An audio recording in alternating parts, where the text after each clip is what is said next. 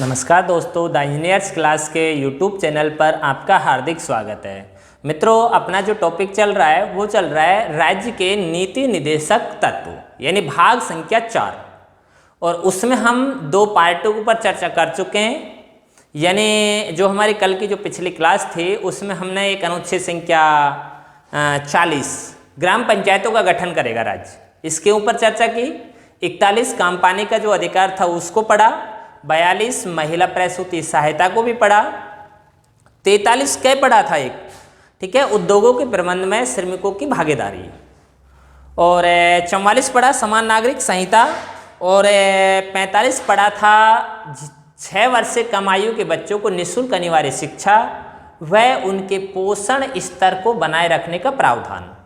लेकिन 86वें संविधान संशोधन 2002 के अंतर्गत 6 से 14 वर्ष तक के बच्चों को निःशुल्क अनिवार्य शिक्षा अनुच्छेद संख्या 21 के अंतर्गत मौलिक अधिकार का दर्जा दे दिया। ठीक है, तो आज जो हम पढ़ें वो हम पढ़ेंगे अनुच्छेद संख्या 46। ठीक है, कोशिश करें आप जवाब देते रहें कि अनुच्छेद संख्या 46 में क्या है।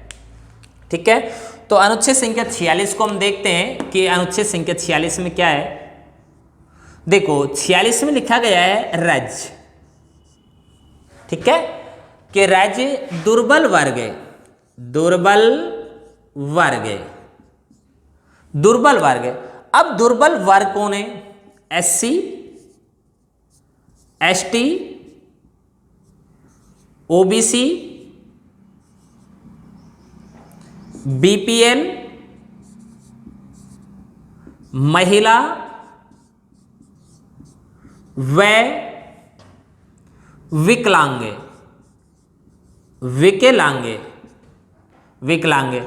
का संरक्षण करेगा।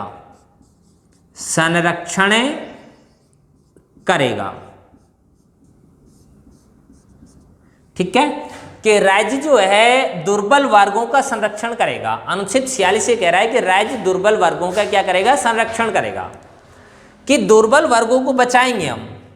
तो राज्य दुर्बल वर्गों का संरक्षण करेगा। इस बात को यदि हम देखें कि ये कौन से अनुच्छेद में आया है? 46 में आया है, कि जो राज्य है वो दुर्बल वर्ग जो हैं उनका संरक्षण करेगा। ठीक है, अब बात ये आई कि ये दुर्बल वर्ग कौन से हैं, कि दुर्बल वर्ग कौन कौन है। ठीक है, तो दुर्बल वर्गों की यदि हम बात करें कि दुर्बल वर्ग कौन है, तो पहले तो हम देखते हैं SC, ये दुर्बल वर्ग है। ठीक है, दूसरा हम देखते हैं ST, ये भी दुर्बल वर्ग है। तीसरा हम देखें OBC, ये भी दुर्बल वर्ग की श्रेणी में आता है। एक BPL, चाहे कोई जनरल का ही कैंडिडेट क्यों ना हो, यदि वो BPL श्रेणी के अंतर्गत आता है तो दुर्बल वर्ग है। महिलाएं जो हैं वो भी दुर्बल वर्ग में आती हैं। और विकलांग जो हैं ये भी दुर्बल वर्ग में ही आते हैं। इन सभी का संरक्षण राज्य करेगा। कौन से अनुच्छेद के अंतर्गत करेगा? अनुच्छेद संख्या 46 के अंतर्गत करेगा। ठीक है, अच्छा, तो अब हम आगे देखते हैं। आगे हम यदि देखें तो हम देखें अनुच्छेद संख्या 47। ठीक है, कौन सा अनुच्छेद आया है हमारे सामने? 47। बड़ा अच्छा अनुच्छेद है 47 जो है, जिसको अब हम पढ़ेंगे। बहुत अच्छा अनुच्छेद है। तो अनुच्छेद संख्या 47 में देखो क्या बातें हैं कि राज्य सार्वजनिक स्वास्थ्य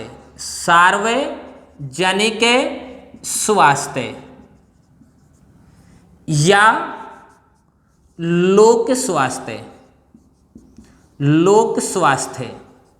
का संरक्षण करेगा। ठीक है, देखो बात को समझें कि जो राज्य है वो सार्वजनिक स्वास्थ्य या लोक स्वास्थ्य का क्या करेगा? संरक्षण करेगा। ठीक है, राज्य सार्वजनिक स्वास्थ्य लोक स्वास्थ्य का संरक्षण करेगा। हम सभी के स्वास्थ्य का संरक्षण करना किसका दायित्व है? राज्य का दायित्व है, कि जो राज्य है वो सार्वजनिक स्वास्थ्य लोक स्वास्थ्य का संरक्षण करेगा। इसके अलावा यदि हम देखें तो शराबबंदी शराबबंदी, शराबबंदी से संबंधित कानून मादक पदार्थों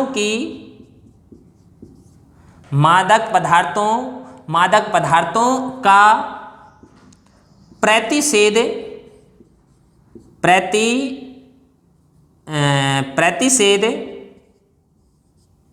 व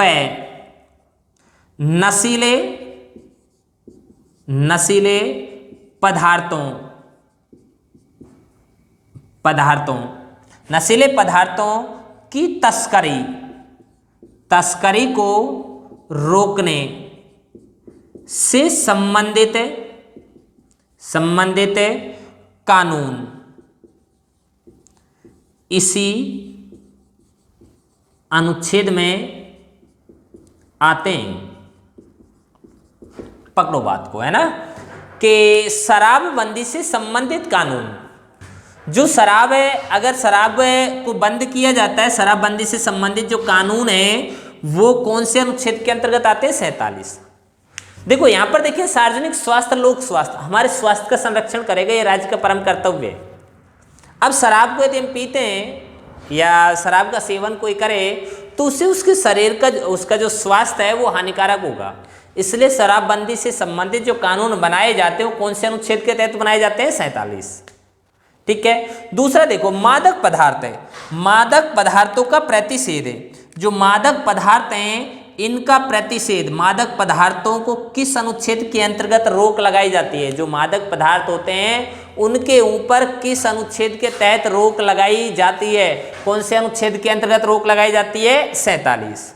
या आप ये कहें कि जो नशीले पदार्थ हैं, कैसे पदार्थ हैं? नशीले पदार्थ है। नशीले जो पदार्थ होते हैं, नशीले पदार्थों की जो तस्करी की जाती है उसको रोकने से संबंधित जो कानून बनाए जाते हैं वो भी कौन से अनुच्छेद में बनाए जाते हैं? 47 में ही बनाए जाते हैं।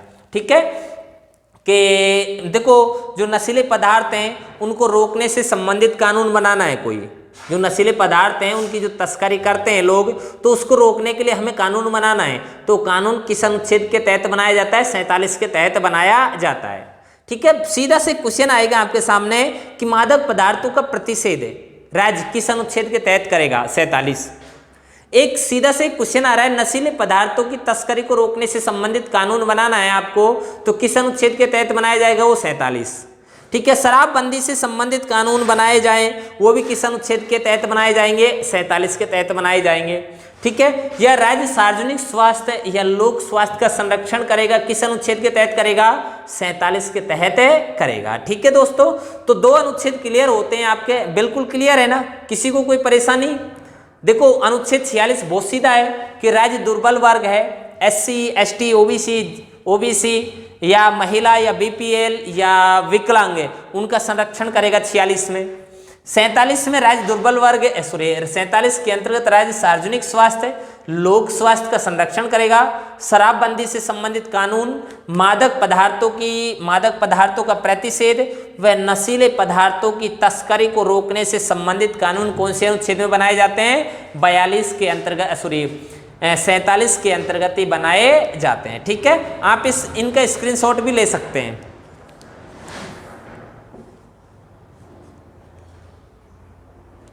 ठीक है ना, तो 2 अनुच्छेद आपके क्लियर हुए, बिल्कुल क्लियर है, किसी को कोई परेशानी? देखते हैं आगे, हम देखते हैं अनुच्छेद संख्या 48। अनुच्छेद संख्या 48 क्या कह रहा है ना? तो देखो अनुच्छेद संख्या 48 को, अनुच्छेद संख्या 48 ये कै पढ़ना है हमको। ठीक है, 48 का हमको क्या पढ़ना होता है? कै। देखिए अनुच्छेद संख्या 48, यानी अनुच्छेद संख्या 48 को देखें हम तो राज्य, अनुच्छेद संख्या 48 को यदि हम देखें तो इसके अंतर्गत ये बताया गया है राज्य वन्यजीव, पर्यावरण, दूधारू पशु व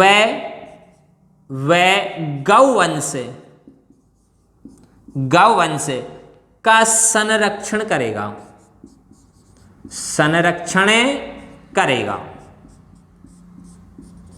और ये बात है 42वां संविधान संशोधन 1976 में जोड़ी गई। ठीक है, ये बात जोड़ी कब गई है? 42वां संविधान संशोधन 1976 में जोड़ी गई। देखो पहले देखते हैं, एक बार क्लियर करते हैं कि जो राज्य है वो वन, वन्यजीव, पर्यावरण व दुधारू पशु व गोवंश का क्या करेगा? संरक्षण करेगा। देखिए अनुच्छेद 48 के एक तो आया है वन, दूसरा क्या है? वन्य जीव, तीसरा क्या है? पर्यावरण, चौथा क्या है? दुधारू पशु, और चौथा पांचवा क्या है? गौवंश। इनका क्या करेगा? संरक्षण करेगा। यानी 48 के अंतर्गत राज्य का एक कर्तव्य है कि एक तो वन हमको के राज्य या वनों को बचाए, वन्य जीव वनों में रहने वाले जो जीव जंतु हैं उनको भी बचाए। आप देखते हैं कि वनों को काटने के ऊपर कुछ पाबंदियां लगाई गई हैं, आप वनों को नहीं काट सकते। वन्य जीव, आप उस वन में रहने वाले जीवों की हत्या भी नहीं कर सकते। पर्यावरण का बचाना हम सभी का आजकल कर्तव्य है। कोरोना जैसी महामारी के अंतर्गत आज हम देख रहे हैं कि ऑक्सीजन की कितनी जबरदस्त समस्या आई है। यदि पर्यावरण को हमको स्वच्छ रखना है तो हमारा जो जीवन है वो भी बचेगा बहुत हद तक। तो मैं इतना कहूँगा इस बारे में कि प्रत्येक व्यक्ति कहीं न कहीं एक पेड़ अवश्य लगाए। ठीक है, तो पर्यावरण का संरक्षण भी किया जाएगा, दुधारू पशुओं को भी बचाया जाएगा और गौवंश का भी संरक्षण किया जाएगा। कौन से अनुच्छेद के अंतर्गत? 48 के। ये बातें कब जोड़ी गई हैं? 42वां संविधान संशोधन 1976 में जोड़ी गई। ठीक है, 42वां संविधान संशोधन 1976 में जोड़ी गई। और हम कह सकते हैं गोवध है ना, गोवध से गौवध पर प्रतिबंध भी इसी अनुच्छेद में लगाया गया है। ठीक है, कोई क्वेश्चन आपके सामने आए कि गौवध पर प्रतिबंध किस अनुच्छेद के अंतर्गत लगाया जाता है, तो कौन से अनुच्छेद के अंतर्गत लगाया जाता है? 48 के अंतर्गत लगाया जाता है। ठीक है, इस प्रकार आपका अनुच्छेद संख्या 48 क्लियर होता है। क्लियर है, कोई परेशानी? भाई 5 बातें याद रखनी है। वन, वन्यजीव, पर्यावरण, दुधारू पशु, गौवंश का क्या किया जाएगा? संरक्षण किया जाएगा। 48 में कब जोड़ा गया? ये बातें हैं जो 42वें संविधान संशोधन 1976 के अंतर्गत जोड़ी गई। और गोवध पर प्रतिबंध भी इसी अनुच्छेद के अंतर्गत लगाया गया है। आगे देखें आप, है ना, अनुच्छेद संख्या 49। वो सीधे अनुच्छेद बचे हैं अब, है ना। अनुच्छेद संख्या 49, तो अनुच्छेद संख्या 49 में देखो राज्य राष्ट्रीय महत्व के स्मारकों का संरक्षण करेगा।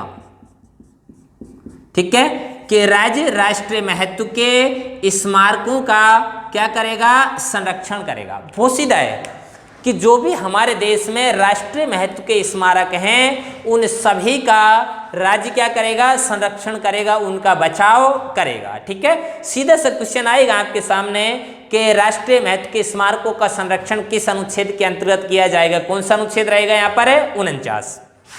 आगे देखें आप, अनुच्छेद संख्या 50। ठीक है, कौन सा अनुच्छेद आया आपके सामने? 50। बहुत सीधा अनुच्छेद है 50 बहुत सीधा अनुच्छेद है। कार्यपालिका से न्यायपालिका का संरक्षण किया जाएगा। ठीक है, कि कार्यपालिका से न्यायपालिका का संरक्षण, देखो हम अक्सर ये देखते हैं न्यायपालिका जो है हमारी, देखो हम स्पष्ट रूप से कह रहे हैं कि हमारे जो भारत का जो संविधान है उसमें एक न्यायपालिका जो स्वतंत्र न्यायपालिका है, उसके ऊपर किसी प्रकार का कोई दबाव नहीं है। लेकिन कहीं ना कहीं हम अक्सर ये देखते हैं कि कार्यपालिका उसके कार्यों में हस्तक्षेप करती है।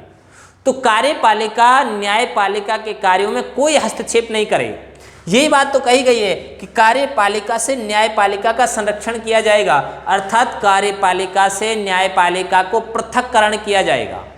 भाई कार्यपालिका अपना एक अलग काम करेगी, हम पढ़ेंगे अगली जो क्लास आएंगी कार्यपालिका वाली, कार्यपालिका अपना एक अलग काम करेगी, न्यायपालिका स्वतंत्र रूप से काम करेगी। तो कार्यपालिका से न्यायपालिका का संरक्षण किया जाएगा या पृथक्करण किया जाएगा, ये बात जो है ये कौन से अनुच्छेद में लिखी गई है? 50 में। कौन से अनुच्छेद में लिखी गई है? 50। ठीक है, देखो 49 में क्या लिखा है आपने? 49 में आपने पढ़ा है, हमने ये पढ़ा है कि राष्ट्रीय महत्व के स्मारकों का संरक्षण किया जाए। 50 में हमने पढ़ा है कि कार्यपालिका से न्यायपालिका का संरक्षण किया जाए। और अब देखते हैं हम लास्ट हमारा अनुच्छेद जो है अनुच्छेद संख्या 51। ठीक है, तो अनुच्छेद संख्या 51, देखो अनुच्छेद संख्या 51 की यदि हम बात करें तो ऐसे लिखें, हम ऐसे लिखें कि राज्य अंतरराष्ट्रीय स्तर पर शांति स्थापित करने का कार्य करेगा। ठीक है, कि जो राज्य है वो अंतरराष्ट्रीय स्तर पर शांति स्थापित करने का काम करे। अंतरराष्ट्रीय स्तर पर हमारे देश का ये कर्तव्य बनता है कि अंतरराष्ट्रीय स्तर है उस पर शांति स्थापित करे, किसी के भी साथ में मतभेद के संबंध ना हो, यानी केवल और केवल शांति की बातें करें। अर्थात कहने की बात यह है कि यदि हम इसके ऊपर ये बात कहें कि भारत की विदेश नीति से संबंधित अनुच्छेद। ठीक है, अगर क्वेश्चन आपके सामने आए कि भारत की विदेश नीति से संबंधित अनुच्छेद कौन सा है, तो अनुच्छेद संख्या कौन सा रहेगा? 51 आपका जवाब रहेगा। कि भारत की विदेश नीति से संबंधित जो कानून बनते हैं वो किस अनुच्छेद के अंतर्गत बने, तो कौन से अनुच्छेद के अंतर्गत बनेंगे? 51 के अंतर्गत बनेंगे। देखो पहले तो यह है राज्य अंतर्राष्ट्रीय स्तर पर शांति स्थापित करने का कार्य करे। जो अंतर्राष्ट्रीय स्तर है उस पर राज्य का ये काम है कि वो शांति स्थापित करे। अब क्वेश्चन देखो, अंतर्राष्ट्रीय स्तर की बात हुई है, शांति की बात हुई है, शांति किसी लड़के की बात नहीं कर रहे भाई, है ना। तो अंतर्राष्ट्रीय स्तर पर शांति स्थापित करने का काम करें। और भारत की जो विदेश नीति है, अब भारत की भाई अंतर्राष्ट्रीय स्तर शांति की बात हो रही है तो भारत की विदेश नीति की बात होगी। तो भारत की विदेश नीति से संबंधित यदि कोई क्वेश्चन पूछे आपसे कि भारत की विदेश नीति किस अनुच्छेद से संबंधित है, तो कौन सा जवाब रहेगा आपका? 51। ठीक है, तो आपने 48 पढ़ा, 48 में 5 शब्द पढ़े आपने। 48 के में वन, वन्यजीव, पर्यावरण, दुधारू पशु, गौवंश का क्या किया जाएगा? संरक्षण किया जाएगा। कब जोड़ा गया है? 42वें संविधान संशोधन 1976 में जोड़ा गया। क्वेश्चन ये भी पूछे आपसे कि गौवध पर प्रतिबंध किस अनुच्छेद में के तहत लगाया गया है, तो भी आपको जवाब क्या देना है? 48 क्या देना है। 49 में क्या पढ़ा है आपने? राष्ट्रीय महत्व के स्मारकों का संरक्षण करेगा राज्य। 50 में पढ़ा है आपने कार्यपालिका से न्यायपालिका का संरक्षण। ठीक है, 51 राज्य अंतर्राष्ट्रीय स्तर पर शांति स्थापित करने का काम करेगा, अर्थात विदेश नीति की बात आ रही है। भारत की विदेश नीति अनुच्छेद 51 के अंतर्गत आती है। ठीक है, तो इस प्रकार हमारा जो भाग संख्या 4 है नीति निदेशक तत्व वाला, वो आज हमारा पूर्ण होता है। किसी स्टूडेंट को यदि कोई परेशानी आ रही है कोई क्वेश्चन समझने में, तो वीडियो को बार बार देखें, एक बार देखे, 2 बार देखे, उसी समस्या का समाधान वहीं पर। फिर भी यदि समझ नहीं आ रहा है तो आप कमेंट बॉक्स में आएँ और कमेंट करें और अपना प्रश्न करें। द इंजीनियर्स परिवार जो है सदा ही आपकी सेवा में तत्पर है। आज की क्लास को हम यहीं पर ही समाप्त करते हैं। धन्यवाद दोस्तों।